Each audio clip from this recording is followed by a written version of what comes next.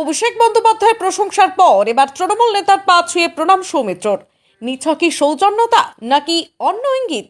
ভোটে জয়লাভের পরে অভিষেক বন্দ্যোপাধ্যায়ের প্রশংসা শোনা গিয়েছিল বিষ্ণুপুরের বিজেপির সাংসদ সৌমিত্র খাঁর গলায়।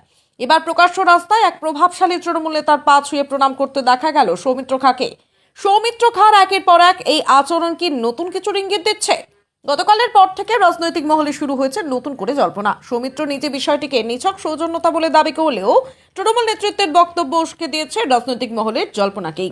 সৌমিত্র খাঁ রাজ্য রাজনীতিতে এক বিতর্কিত চরিত্র। 2011 সালে কংগ্রেসের টিকিটে কোতুলপুর বিধানসভা থেকে জয়লাভ করে বিধায়ক হন। 2 বছর যেতে না যেতেই 2013 সালে যোগদান তৃণমূলে। বিধায়ক হিসেবে মেয়াদ শেষের আগেই 2014 সালে তৃণমূলের টিকিটে জিতে বিষ্ণুপুরের সাংসদ হন তিনি। সেবারও মেয়াদ শেষের আগেই দল বদল করেন তিনি। 2019-এর লোকসভা নির্বাচনের ঠিক আগে দল বদল করে বিজেপির প্রার্থী হন তিনি। 2019-এ বিজেপির টিকিটে জয়ী হয়ে দ্বিতীয়বারের জন্য বিষ্ণুপুরের সাংসদ হন সৌমিত্র খাঁ।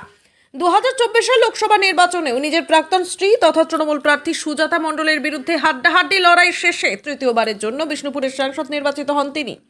নির্বাচনে জয়লাভের পরই তৃণমূলের সেকেন্ড ইন কমান্ডের গালভরা প্রশংসা শোনা গিয়েছিল সৌমিত্র খাঁর গলায়। নিজের দলের নেতৃত্বের বিরুদ্ধেও মুখ খুলতে দেখা গিয়েছিল তাকে। একের পর এক সৌমিত্র খাঁর বিস্ফোরক সেই মন্তব্যে রাজনৈতিক মহলে সৌমিত্র খাঁর ফের শিবির বদলের জল্পনা শুরু হয়। সেই জল্পনাকেই সোমবার অক্সিজেন যোগায় তৃণমূল নেতাকে প্রকাশ্যে সৌমিত্র খাঁর প্রণামের ঘটনা। জানা গিয়েছে, সোমবার রতনপুরে সংসদ উন্নয়ন তহবিল সংক্রান্ত কাজে যান সৌমিত্র খাঁ।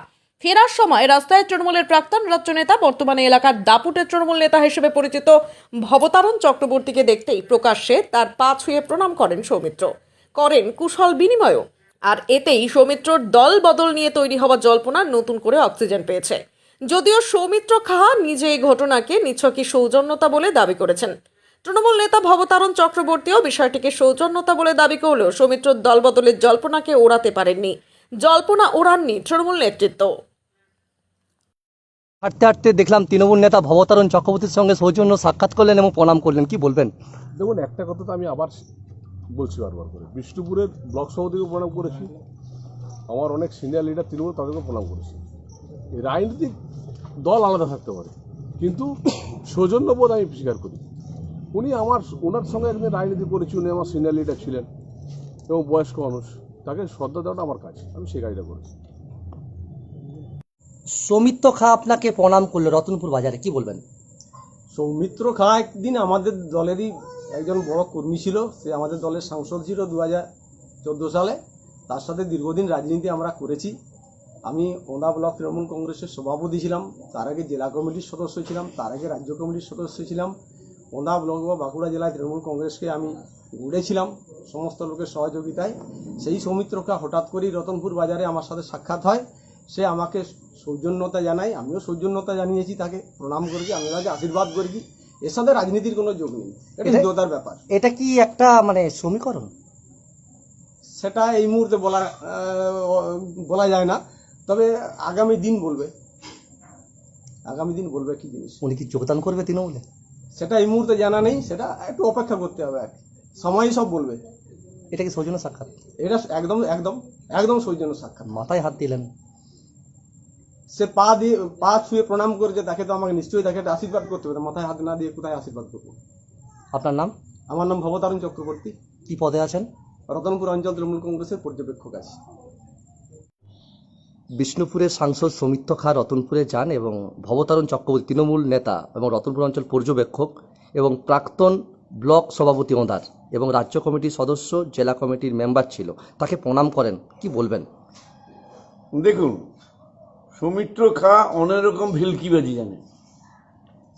ভোটের আগে এক বক্তব্য, ভোটের পরে এক বক্তব্য, মন্ত্রিত্ব পায়নি তার আবার একটা বক্তব্য। ও যত পাচ্ছে তৃণমূল নেতাদেরকে ভোটের আগে প্রণাম করে যাচ্ছে।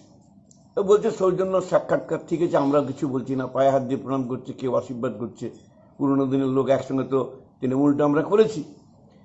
কিন্তু ভোটে জেতার পর হঠাৎ বলছে অভিষেক বন্দ্যোপাধ্যায়ের যে থিওরি ওইটাই কাজ করেছে, মমতা ব্যানার্জির যে ভাণ্ডার, লক্ষ্মীর ভাণ্ডার, ওটা কাজ করেছে। আমার যেটা মনে হচ্ছে, ব্যক্তিগত নামে আমি বলতে চাই না, সার্বিকভাবে বলছি, ওকে যেটুকু চিনি, কেন্দ্রে গিয়েছিল, মন্ত্রিত্ব পায়নি, না পাওয়ার যে জ্বালা, এসে তৃণমূলের সঙ্গে ঢলাঢলি। যদি ওকে মন্ত্রিত্ব দেওয়া হয়, এটা আমার ব্যক্তিগত মত, কিন্তু ওকে দেয়নি। সেই জন্য দেখবেন মানুষ কি ভাবছে, পশ্চিমবাংলার মানুষ ভাবছে এই বাবা জিতেই তাহলে তৃণমূলে যোগ দেবে। এই যে ওনার যে ভাইকে আমার প্রণাম করেছে, তারা কি তৃণমূলে যোগ দেবে? সুজাতা ভালো, সুজাতার দিন খারাপ ছিল, যেমনি ভোটে জিতেছে সুজাতা ভালো, আমরা খারাপ। এই যে ওর বক্তব্য বিভিন্ন টাইপের, ভোটের আগে একদম মমতা দি অভিষেক বন্দ্যোপাধ্যায় দলকে একবারে যৎপরানি বাপান্ন করছিল, জাস্ট পাল্টানি সকাল থেকে রাত পর্যন্ত। এখন দেখা যাচ্ছে মন্ত্রিত্ব পায়নি বলে পাগলের মতন হয়ে গেছে, তাই তৃণমূলের সুনাম করছে। যাকেই দেখছে তাকেই প্রণাম, যাকেই বলছে হাতজার করছে, যাকেই বলছে যে না দলটা ভালো, দলটা মুখ করেছে, তৃণমূল ফাইন কাজ করেছে, তৃণমূল মানুষের কথা ভাবে, অভিষেক বন্দ্যোপাধ্যায়ের জন্য জিতেছে, মমতা বন্দ্যোপাধ্যায় লড়াইয়ের জন্য জিতেছে। এবং ওদের বিজেপির 3-4 জন লিডারকে টার্গেট করে দিয়েছে, নামগুলোও সেটা আমরা দেখলাম, কয়েকজন দিলীপবাবু উনি বলছিলেন।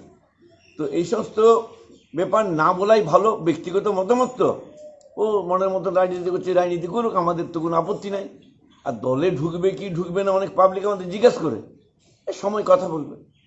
তৃণমূল কি যোগদান করবে কি মনে হচ্ছে? সেটা ধরুন দল তো ডিসিশন নেয়, আমরা তো ডিসিশন নেওয়ার কেউ নই, সেটা দল ডিসিশন নেবে। ওর যা মতিগতি দেখছি, পাবলিক আমাদেরকেও জিজ্ঞাসা করছে কি হবে কি না হবে, দলের ব্যাপার ভাই। দল যদি নেয় আপনারা স্বাগত জানাবেন? দেখুন দল নিলে আমরা দল করা লোক তো, আমরা যদি কাউকে পছন্দ করি না করি ওটা ব্যক্তিগত মুখ, কিন্তু দল যখন করি, দল যদি খেজুর গাছকে বলে মানতে হবে, সেটা কিন্তু আমরা মানতে বাধ্য, কারণ দলের আমরা সৈনিক মমতা ব্যানার্জি, অভিষেক ব্যানার্জি।